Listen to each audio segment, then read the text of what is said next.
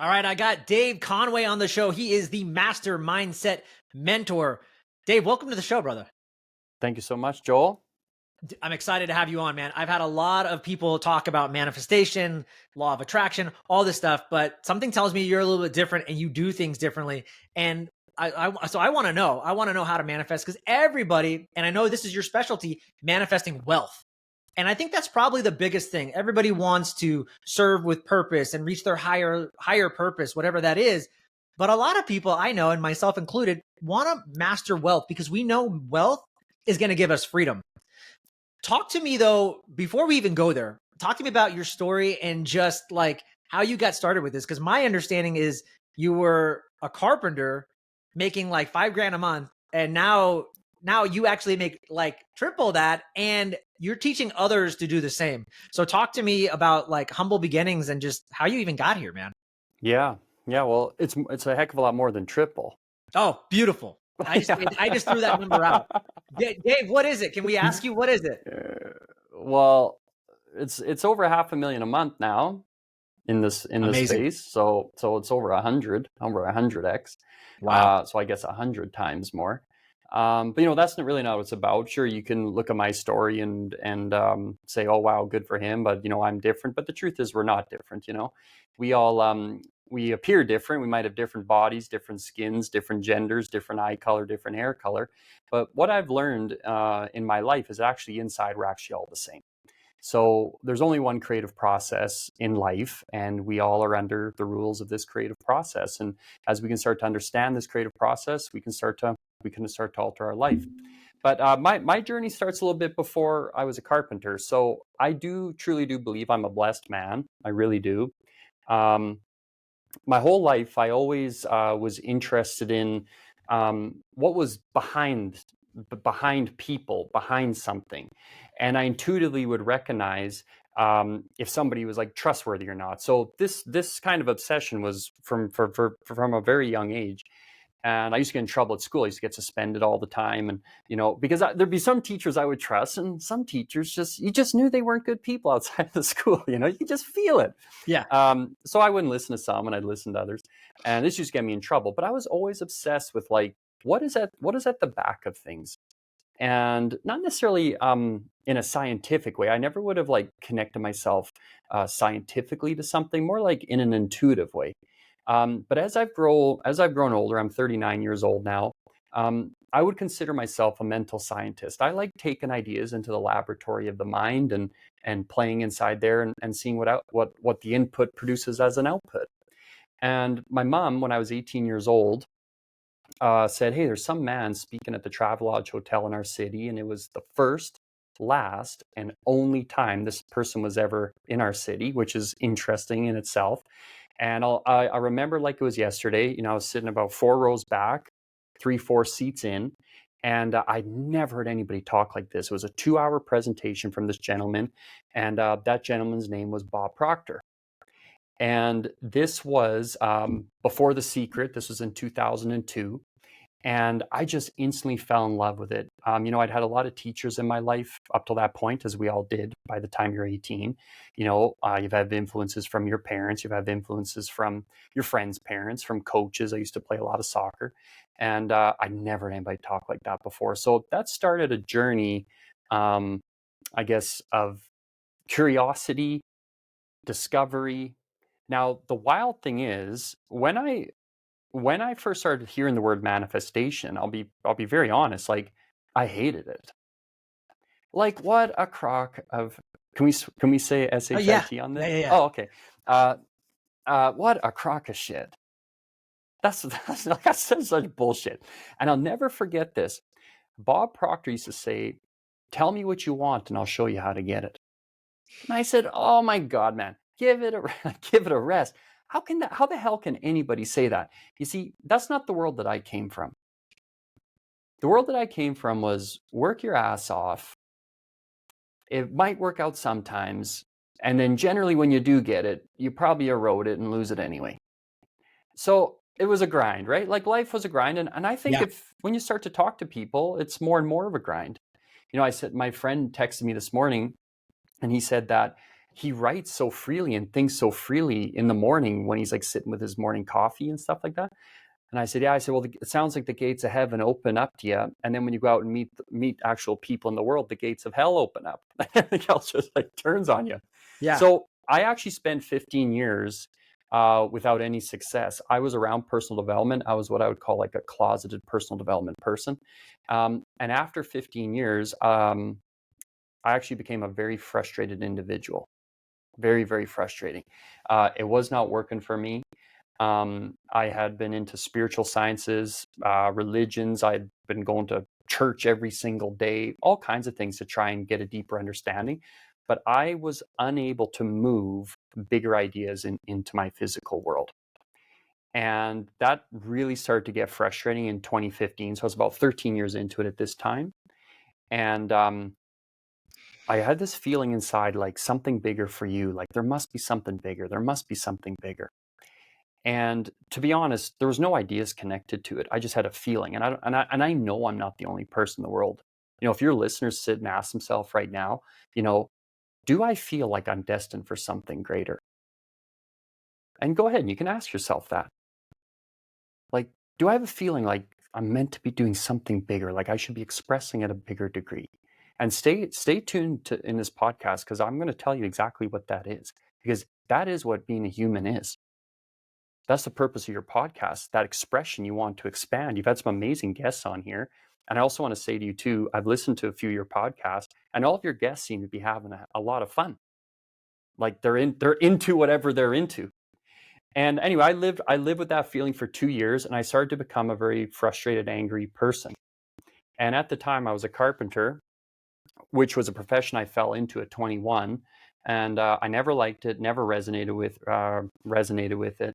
And people even used to ask me, "Oh, what do you do?" And I say, "Oh, I'm a carpenter." And like I felt like I was lying to them, you know. Now I knew I wasn't a carpenter, but I didn't know what the hell I was. And I would say, "Oh, I'm a carpenter," and then I became a general contractor. So, "Oh, I'm a general contractor." And in my mind, I'd be like, "Shut up, you liar! That's really not what you are. You know, that's really not what you are." Yeah. So I started getting very frustrated. And I knew I was in trouble. I knew I was in trouble, Joel, when we were doing this project. And one of the inspectors of the project, in my perception, was being like a dink, you know? And I got so angry at him, I actually was going to physically attack him. Now, this is like 15 years into personal development.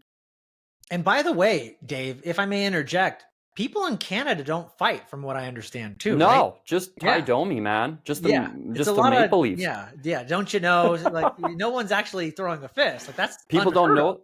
Yeah, people don't know this about the CFL, the Canadian Football League. It's actually touch football. Yeah. Yeah, yeah.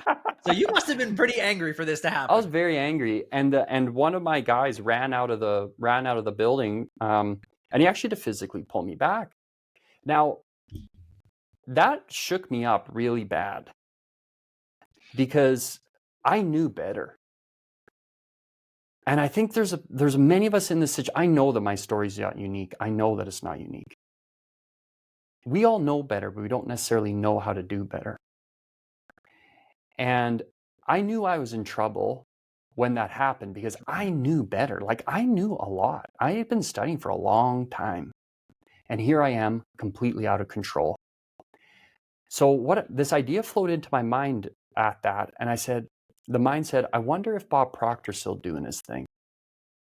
So I went online and I Googled it, and sure as heck, he was doing this event called the Paradigm Shift down in Los Angeles, California. And I bought myself and my wife a ticket. We flew down to LA, and Joel, without question, that was the most painful weekend of my entire life.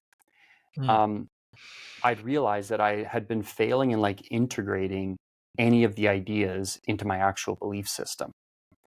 And I've come to the firm realization today of two primary things. Number one, true manifestation is manifesting a new version of yourself. Wanting is easy. Want is very, very easy. We all want more money, better health, better relationships, peace of mind, better sleeps. That's what we're all paying fortunes for in time and money. Want is easy. And when you start to discover, I never read this in a book, I realized this about myself. All your conscious thinking mind does is want. Just want, want, want, want, want. That's all it does. I want to listen to this podcast. I don't want to listen to this podcast. These guys are boring. I want to take a pee. I want to listen to this podcast, but I also want to have a coffee when I'm listening. So I'm going to pause. I'm going to get a coffee and I'll come back. Want, want, want, want, want. That's all we do. So the first is true manifestation is manifesting a new version of yourself, which is the integration of a belief system. That's really what it is. Integration of an idea into a belief. And the second is that the only thing holding any human being back on this planet is their belief system. That's it, which you can also call the paradigm, a modus operandi, subconscious programming, whatever words they're given to it in the modern world. But the only thing holding anyone back on this planet is their belief system. So I became a consultant with Bob at that event, felt like I died and gone to heaven. He was my idol. I loved him, and I still do love him to this day.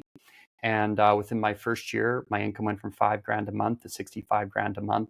I became the number 2 selling consultant in the world. Within 31 months, my income crossed $100,000 a month. And sure, that's money and that's measurable, so we can talk about that. But then you got the immeasurable things: happiness, peace of mind, purpose, professionalism, human advancement, impression of increase. The list goes on and on and on. And then over time, I've gotten to mentor over 25,000 people. I've produced, I believe, per client, I've produced more multimillionaires than any other mentor in the world. I do believe that. Wow. Okay. 4.5% of our clients crossed $100,000 a month last year. 4.5% of them, regardless of their starting point. Wow. That's a lot of money. Yeah. Yeah. Okay. On that note, you mentioned it wasn't working for you. Here you are. I can totally relate, by the way. I'm a big self-growth guy. I fell in love with Tony Robbins around 18 years old. I started doing sales and Cutco knives and stuff. And that's where I actually got exposed to Jim Rohn, Bob Tracy, Zig Ziglar, all these guys, right? And so that really exposed me into the sales world and professional development world, right? And there's so many different techniques and things you learn, and visualization and subconscious reprogramming. It sounds like you're doing all these things. For 15 years, you're doing all this work, but still not really moving the needle. You're still feeling stuck. So why wasn't it working for you? What was like, you go see Bob Proctor. Sure, he hires you as a consultant, but is every Bob Proctor consultant making what you're making? No, not even close. Okay, exactly. So what was for you? Can you distill it down to, was it like one or two things, or you like that you just shifted that changed everything?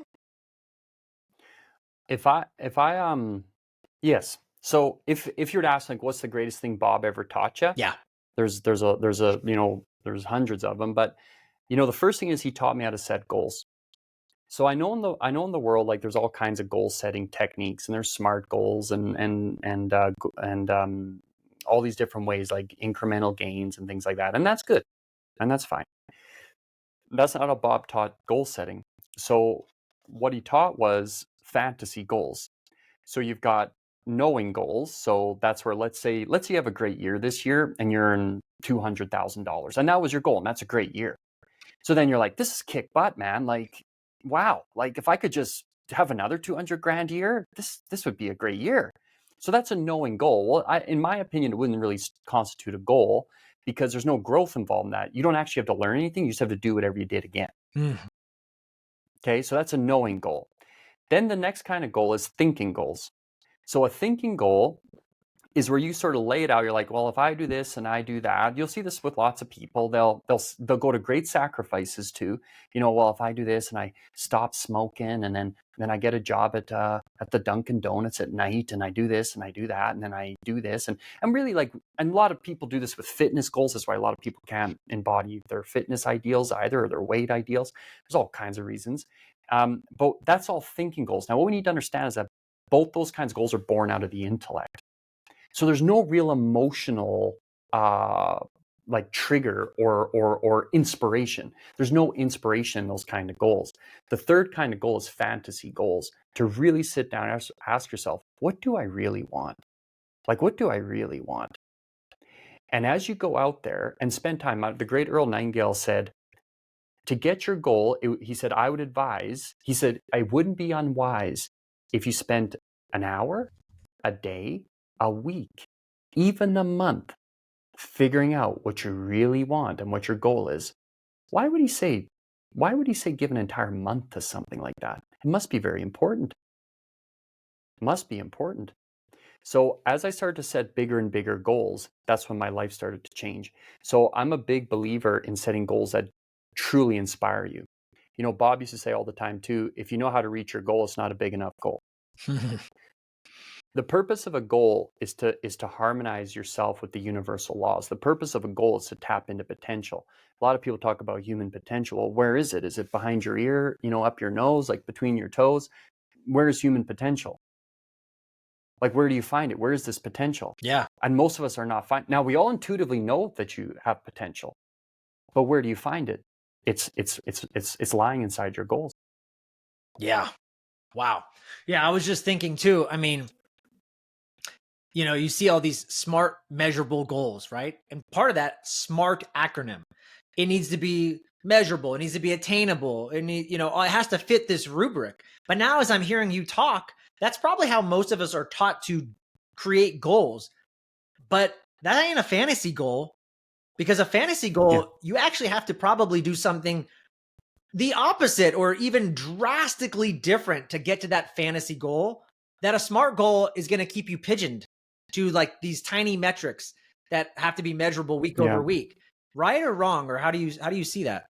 Yeah, that's yes. Yeah, I'm obviously, in my opinion, I'm going to say right.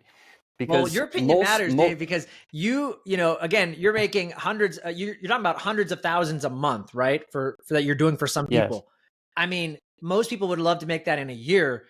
The people you're working with are doing it in a freaking month. So, a month. Yeah, I don't care. People can talk about Dave Conway all they want. The bottom line is, as far as I know, you get results, brother, and that's all that matters. yeah. We just had one client come in within 1 month, went from zero to $112,000 in her first month. Yeah, incredible.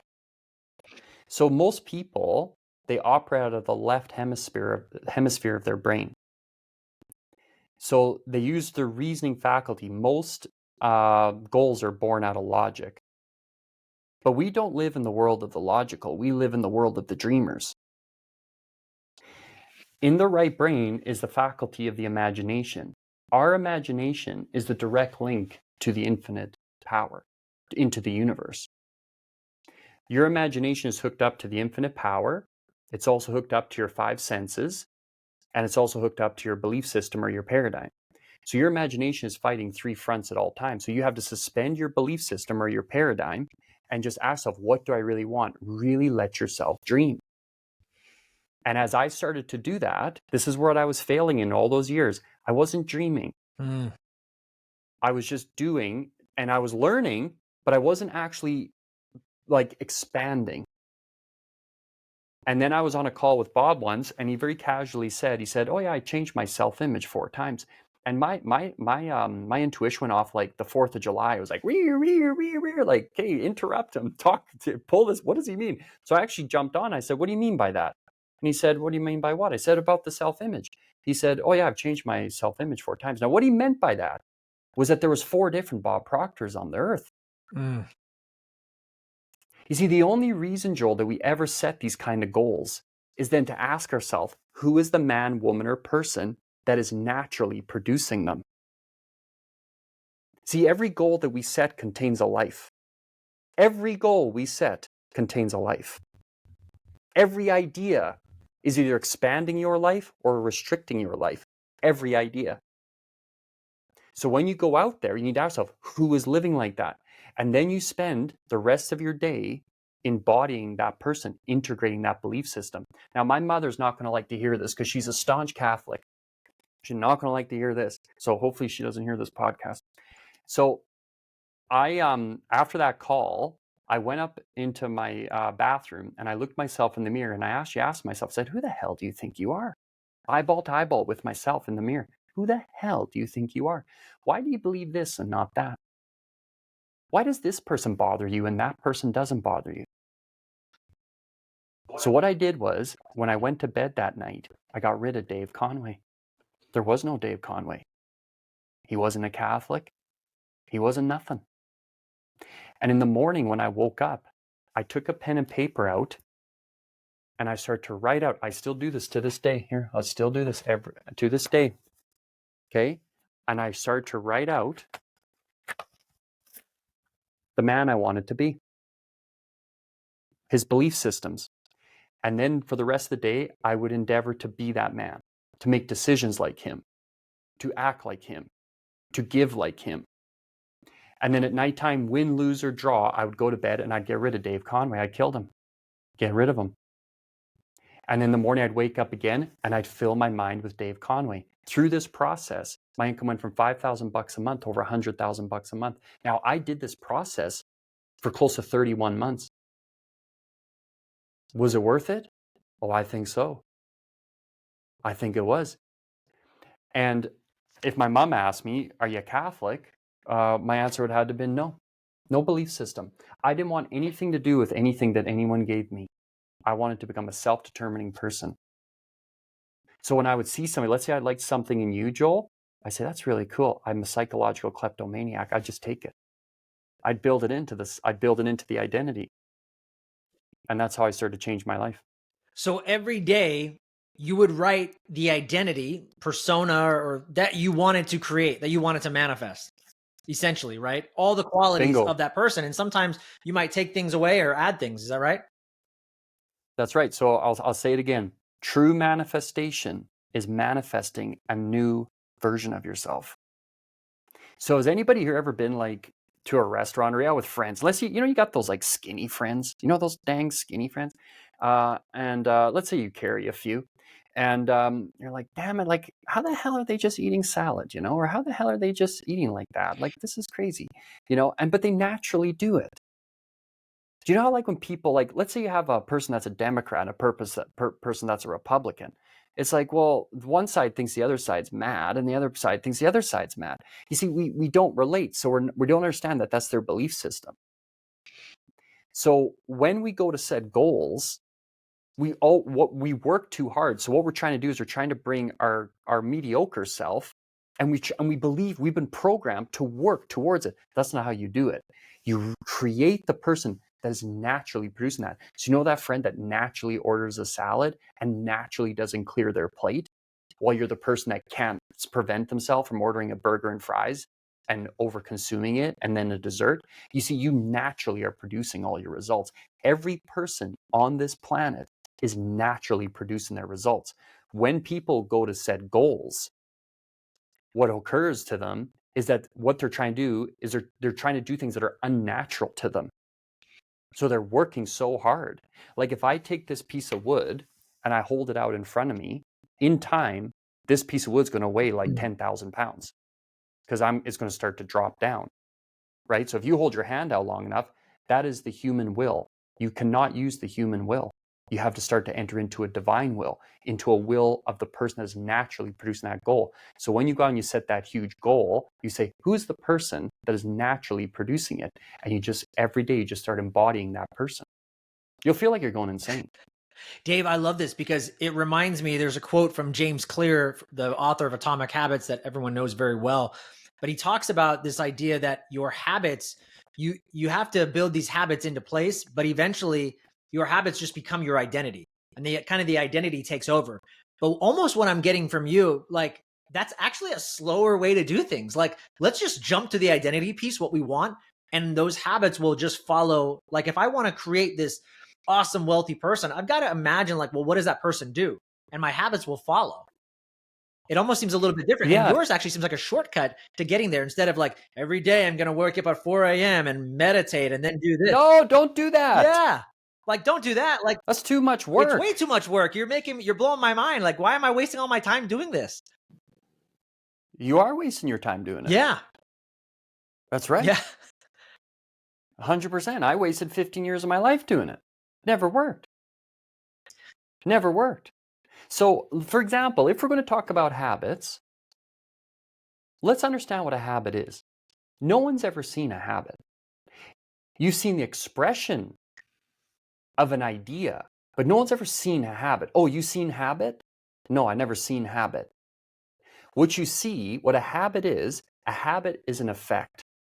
A habit is an effect of a fixed idea in the subconscious mind or unconscious mind or universal mind of a human being. Now, the reason this is so difficult to communicate, because where the hell is it? Like, where's your sub? Like, you're looking around. Is it in your belly? Like I was saying before, where the hell's your potential? Where the hell's your sub? You don't know where it is. That's because most of you is not three-dimensional. Most people don't stand a chance in hell of creating success in their life because being a human being is really, really confusing. You're a spiritual being, you have an intellect, and you live in a physical body. Do you know that the human mind cannot compute anything above the third dimension? Can't compute any length times width times height. The fourth dimension being time. That's why we have to talk in stories, analogies, metaphors. So even like when we talk about habits, let's really start to understand what a habit really is. A habit is an idea. The effect of an idea that'll naturally express itself. Mm-hmm.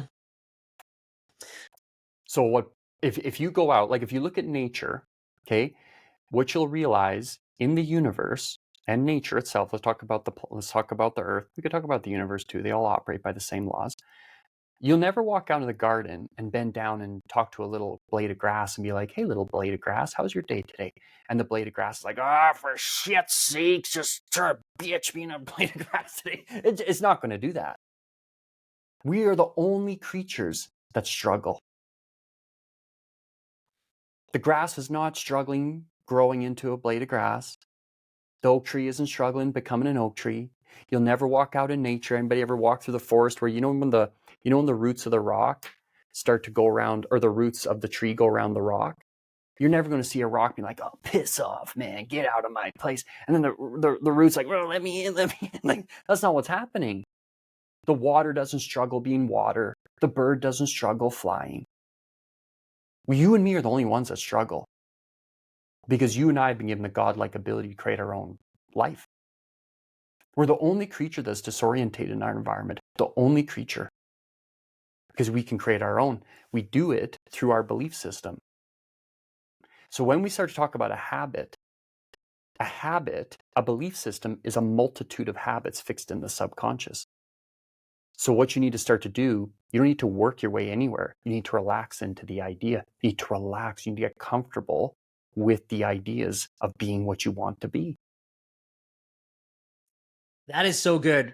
Something I've heard Dave Meltzer say, who's also a manifester himself, is he constantly says, just get out of the way of yourself. You're the one blocking it. The universe is already perfect. Everything is designed perfectly the way it is. You're the one getting in the way of it. You're actually blocking your greatness. And it kind of reminds me, to your point of what you're saying right now, like, yeah, just get out of the way, relax. Like, you're the one struggling, trying hard to put all this effort in, but you're just blocking that energy.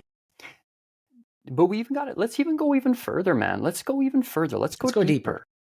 Like, yeah, let's go a little deeper. Like, let's like, that's not good enough to me that I'm blocking it. Well, what am I blocking? If I would have heard that back in the day, it would have pissed me off. Is it blocking what? Oh, just let go. Okay, let go of what? Tell me what? What the hell's going on here? Well, I'm going to tell you what it is. Everything in the universe is energy. Energy can either be created nor destroyed. I'm not making this up. This is Einstein and the really, really intelligent people. The religions will say God is the Alpha and the Omega, the beginning and the end. Okay, what is God? They can't even answer. If you ask a scientist, what is energy? They won't be able to answer. But this is what we do know. All energy is governed by law. Now, when they put, I'm actually reading A Brief History of Time by Hawkins. I think that's what it's called, Brief History of Time. When they put the Hubble up on the universe, that's when we learned that it was expanding. We didn't always know that, just a few decades ago. Okay, well, if everything in the universe is energy, then you and I must be energy too. Agreed. Now, people are under the great delusion or illusion that when you meet a person, you're meeting a person. You're not meeting a person, you're meeting an energy form. You're meeting energy in the form of a person. And all of this energy is under strict rules by law. Now, the primary law of this universe is create or disintegrate. The reason that we are perpetually wanting things, the reason that we are consumers, the reason that we have to have these goals is what goals do is it gets in harmony with the universal law. So when they say that like sacrifice is giving up something of a lower nature for a higher nature. So as we start to grasp this, as we start to go deeper, you have to start asking yourself, well, what am I letting myself go to? Just get out of my own way. Well, if I'm going to get out of my own way, Joel, I better need something worth getting out of the way for. This is where it all goes back to the goals. Like if you're just like, why are you getting up in the morning at 4 a.m.? Oh, because I just want to be a better guy. Not good enough. The chance of you doing it's really not going, unless that really turns you on. Yeah. It's not going to do it. It's got to be bigger. It's got to be way bigger. Yeah. Way bigger. That's so good, dude. I'm curious. You work with obviously some top-notch people, and a lot of these people are already at the top of their game. So how do you get these people to make these subtle shifts? They're already doing really great, and yet they feel like they're not doing great enough. They're not doing good enough. So what are you doing for them to get them to make these little shifts to get them even to higher levels that they probably never even imagined? A lot of my clients, so when you're in the realm of like your 30 million, $50 million people that are stuck, it doesn't really matter what level you're at. You're still under the influence of the primary law, which is create or disintegrate. So many of us fall into the trap that once we get the goal, then we'll be happy. Right? So, it's like first world problems. Like, oh, boo-hoo, you got stuck at 30 million. Yeah, well, a lot of them are depressed as hell. And a lot of them have gotten that 30 million or 50 million or 100 million through straight competition. So what they've lost along the way is they've lost their peace of mind. So they've plateaued. Regardless of what level you're at, you can plateau. You can plateau because your nature is to express. You have to remember, we are energy. We are human being. We are energy in the form of a person. But we're still under the same laws of that the acorn is under, or the blade of grass, or the oak tree. So with these people, just same thing. Got to get them dreaming again. Primarily, most of them is to get them back inspired. A lot of them have just become uninspired. I remember Bob told a story about this gentleman where he paid him. He used to fly to Europe. He was one of the richest people in all of Europe. He never said his name, but he said he was like seriously wealthy guy. And he said the guy hired him for 6 months just to help him get back to work. The guy just wouldn't work. Wow. We're not made to work. Work is made for us. That's why all your guests are so happy, because they're all working on something that they're into. Yeah. That's right. I'm curious too. You've done so much in your own life with manifesting. What else do you want to manifest? Oh, well, right now I'm working on, are you asking me some of my goals? Yeah. I mean, just like you've already, when you've reached such a high level, if someone's looking on the outside, looking at Dave Conway, they're like, dude, he has it all. 100 million a month. I mean, like the guy is just killing it. He's living his purpose. He feels energetic. He's making money. He's inspiring people. He's giving back. Like, what's next? So for you, and I know one of the big things you said on this show is like, hey, I just want to teach people that and make manifestation logical. And I know that's that's where you serve right now. But I mean, I can already tell you've got some big dreams and big goals. So what else do you want to manifest? You've already done so much. Well, I can tell you one of my obsessions. So I do have an obsession. I have an obsession with the line between the intangible world and the tangible world. So that's my obsession. There's this line. You know how like when the sun in the atmosphere, the sun will pull up the water from the lake. And then in time, that'll create the atmospheric pressure. And then this etherical or steam or non-physical form of H2O will start to compress. And it'll create pressure, a pressure system. It'll pressure, and then it'll make a cloud, and then it'll make a rain cloud. And then it'll hit the point where it gets so dense, it falls back down onto Earth. It's called the perpetual transmutation of energy. I'm obsessed with the line between the intangible world and the movement into the tangible world when it comes to a human being. And what I've deduced is that it's all about desire. Mhm. So my obsession is to reframe manifestation, because I think it's getting bastardized pretty bad out there. Truthfully, it's really, really bad. Same thing happened to religion, where people are turning away from religion because there's just so many ignorance shrouded in it, and rightfully so. People are like, well, why the hell should I do that when I'm not really into the results or the ideas that they're sharing? So I want to, I guess I want to reframe this. The things I'm saying are kind of niche. Will they ever be mainstream? That I don't know. You'd want to be a serious student. It would be cool to influence even 1 million people.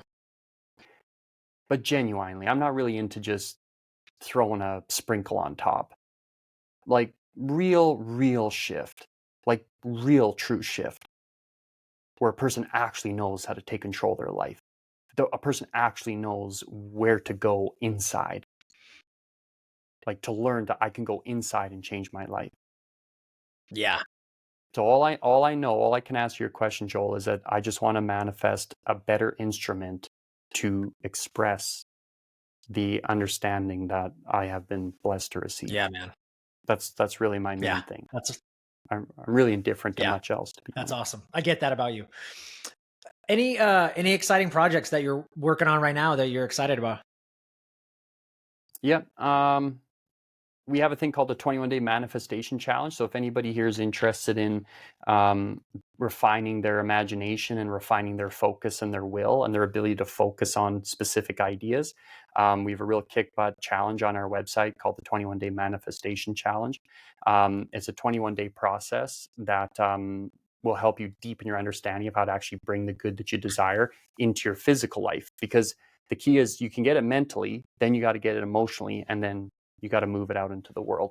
So it's a really, really great place for people to come and start. Yeah, that's great for the new year too. I think everyone's always looking at how to transform this year, make this year their best year compared to the year before. So what a great time to get started. And is that start at a certain time, or can they just go to your website and just keep going?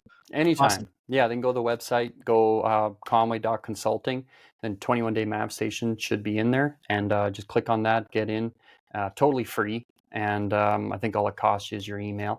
And we won't bombard you with emails either. Okay, you get a mindset minute, I think, once a week, and then if we have something going on, you'll be notified about it.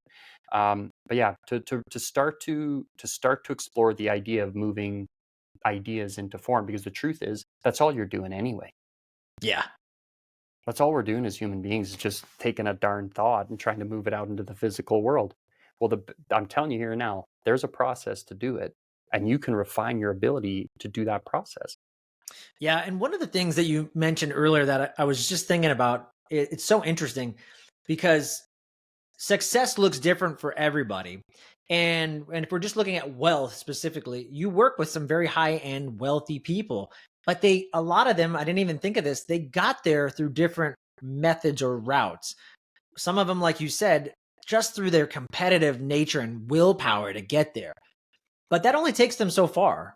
And then there's others maybe that use some type of manifestation, but maybe they didn't understand it completely, but they use some of it. So it's just really interesting to see, like, there's different ways to get there. But then at the end, what I'm really getting from you is like, yeah, but there's only really one true way. And when you understand these concepts and these ideas, that's all it really boils down to. Yeah, and never sacrifice your peace of mind for any amount of money. Understand that you can have both. Like, you can grow rich with peace of mind. So a lot of these people, they have a lot of money, but they don't have peace of mind. Now, this isn't exclusive to these people that have money. I know everybody likes to well, yeah, they're rich, so screw them or whatever. Well, yeah, we'll take compassion. They're still humans too, for crying out loud. Yeah. Yeah. No one's running to help the rich. No, that's for sure. Exactly. I don't know any charities that are, oh, we want to start a charity to support the rich. That's not going to happen.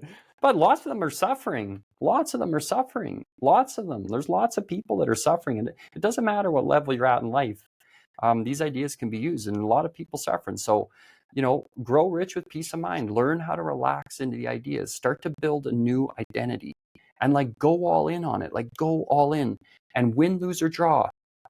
neutralize the mind, recommit again. Just keep doing this. Just keep going into this person. And I'm going to tell you, in time, you will naturally start to produce the results. Just watch. Your income will start to go up. Your joy will start to expand. If you're married, your relationships will start to improve. It's all by law. It's all by law. Nothing in this universe happens by mistake. Dave, one quick question on just one of your practices that you were talking about, creating that new identity. You know, we hear a lot out in the world, fake it till you make it. And that doesn't sit right with a lot of people. How do you distinguish between the two and how it's a little bit different? This is not faking it till you make it. Or maybe it is. How would you explain that to somebody? Well, it depends. Well, I wouldn't say fake it till you make it. Sounds like a bunch of bullshit, right? I'd say be it till you be it. Like, what are you faking? This is my life now. And this isn't a fake. This is my life. Now, the people on the outside might think you're a kook. And there was moments in my life, especially in the first 18 months when I really started to do this practice. I'll be honest with you. There was points where I felt like we have this place called the Dubé Center. It's for psychological, like a hospital for people. And there was moments where I was like, to my wife, Jacqueline, I was like, you could probably check me in there today. Like, I began to walk different, talk different, dress different, serve different. I started to just be different. And when you start doing that, you don't know up from down sometimes. You start getting very confused. Your decision making. People used to do like lobotomies and electroshock therapy to change this thing. Well, you can do it in a natural way. So not fake it till you make it. I'm not into that. I don't want to fake nothing. I want to be it. But to understand that you have a right to do this. You can do this. Like, who you are was just programmed into you from your environment, your parents, and your genetics. So why the hell are you so obsessed with who you are? So Just get rid of them. Yeah. You know. But yeah, if you talk to anyone that hasn't even really been in personal development, if you ask them, where did you get that character trait? You'll find that they never developed them. They just have them. Yeah. Like you'll never find a person that's been doing affirmations for bad habits. I'm so happy and grateful now I'm broke every day. I'm so happy and grateful now I've got a bad attitude. You'll never ever see that. Why? It's already in you. Why is it there? Someone else put it there. So when you start to understand that the only reason you're a Catholic is because you grew up in a Catholic home. The only reason you're a Muslim is because you grew up in a Muslim home. The only reason you're Americanish is because you grew up in America. This is all it is. It's all paradigm. Yeah. So if you can just cut that off, say a silent prayer for the person that brought you to where you are today, but they got to go, TTYN. Talk to you never, man. God rest your soul. And then you go on and reinvent yourself. Don't let your genetics control your life. Don't let your upbringing control your life. That's insane. Yeah. When you really think about it, it doesn't even make sense. So why are you defending who you are? Just become who you want to be. You don't have to fake it. You don't have to fake shit. Just be it. So good. Just so good. I love that. I want to wrap things up for you. I know you have to leave as well as I do. But just, I'll probably have to bring you back for round 2 if you're open, because I could feel like I could just keep talking to you forever. But anything that else that I didn't ask you that you wish I had? I'd like to share a quote before we go. And I'm going to ask you some final round questions if you have like an extra 5 minutes. Okay. Yeah, sure. I think this quote sums up a lot of life. I think it contains a lot of courage. I think it contains confidence for us, and I think it contains responsibility for us. I think it's a great quote that bridges a lot of life. And it comes from the incredible Earl Nightingale, and this is what he said. He said, "You are now, and you will become what you think about." I'll say it one more time.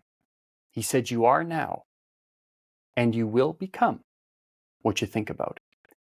So if you're going to start to change your thinking, you better make damn sure you've got something worth changing it for. And that's why you got to start to stretch your goals out. Dude, love that. So good. Dave Conway, a couple of final round questions and we'll let you go. And then tell everybody where they can find you, learn more about you, and connect. What are some choices, or maybe a choice that you think you made in your life that made you who you are today? Oh, hiring Bob Proctor to be my mentor changed my life like 90 days. Yeah, and submitting, and like he was my mentor, like being coachable. You know, and I'm always into changing my beliefs, but when I was really into it, when it was like a wholesale of Dave Conway, because he was such a loser, what I would do was I'd go up to him and I'd say, Bob, what's your belief on this? And he would tell me, and I'd say, that's my belief. And I just got rid of mine. I just literally just consumed his belief system because I liked his life. Hey, I liked him. I loved him, as I said earlier. I really liked the way he walked. I liked the amount of money he was earning. I liked everything about him. So I was like, well, I don't really like very much of my life. So to hell with Dave Conway. I'll just freaking embody this guy's belief system. And we can do that. So no question was to hire Bob Proctor. One time I asked him, I was like, Bob, on a scale of 1 to 10, how coachable am I? And he said, you're about an 8. And he said, that's pretty good. And I was like, oh, wow, thanks, man. And I said, what would happen if I was a 9? He'd be like, oh, you'd be just happier, healthier, and wealthier. So then I was like, well, I better submit even more. So I think the hiring of them, the studying, and then just the submitting to them. Like, what we want to understand is that mentorship is the transference of ideas and beliefs. And that's all we're doing. And if you're not careful, any Tom, Dick, and Harry on the street's going to become your mentor, because that's all we do to each other, transfer ideas and beliefs. Yeah. So without question, getting a mentor was a game changer. Love that. I'm a big reader. Are there like a top 1 to 3 books that just jump out at you that change your life and you're like, you should probably go read these? Well, okay, if you're ready for some hardcore stuff. Don't tell me something like Napoleon Hill, Think and Grow Rich, because everybody tells me that. Well, that's in there. but you can. You said hardcore, so I thought. Yeah. Well, no. So the first one, you want to get his first one called The Law of Success by Napoleon Hill, because the first introduction's on the mastermind. So amazing, deep stuff. This book here, I believe this is the greatest book ever written. I think every answer to every question is in. It's called Thomas Troward, and this is his 6 books. Thomas Troward. This is Think and Grow Rich. This is The Power of Awareness by Neville Goddard. As a Man Thinketh by James Allen. The Science of Getting Rich by Wallace D. Wattles. Boom. I would put those in. These books here are the have shaped every single thing in my life. Greatest manifestation books ever written, in my opinion. Awesome stuff. Yeah, some of them I haven't heard of, so thank you. Yep. Last couple questions. We'll wrap it up. What are some rituals or practices that you do on a daily basis? Obviously, we know there's some type of manifestation process, but I'm assuming you do cold plunges and then breath of fire, walk on cold. What do you do? What's Dave Conway do on a regular basis? That sounds like Houdini stuff. I'll leave it up to the magicians. No, I just write this out, man. So this is my main ritual. I write this out every day. And I just do my best throughout the day to embody this person. And then I just really go out there and just try and serve people at a higher level. Throughout the day, I like to pray. I like to meditate. Like, I don't really have many rituals outside of that, man, to be honest. I found that as I start to master this, everything flows out of this into my life. It's very interesting. Yeah, I hate suffering too. Hey, I hate suffering. So I avoid it like the plague. People say, oh, Dave, you're so strong. No, I'm not. I'm actually just a wimp. I'm just avoiding suffering. That's all. Yeah. This is my main ritual. If I was to give you this 100%. No, I don't do cold plunge or anything like that. No, that's great. I appreciate that. Yeah. Last but not least, dude, this was an amazing conversation. Where can people connect with you, learn from you if they want to work one-on-one or group coaching? I'm not exactly sure how you have that structured, but how can they go about doing all that? Yeah, so go to conway.consulting is the website, but also you can get me on Instagram at conway.consult or Conway Consulting. And that's our Instagram handle there. And I'm always putting up reels on there, and just reach out. We'll have a person that'll, message you or whatever. Or do the 21-day challenge. If you go in the 21-day challenge, I think you can submit you'd like a coaching call. And if you get one, then if you submit that, then we'll call you. Awesome. Dave Conway, appreciate you, brother, so much. Thank you.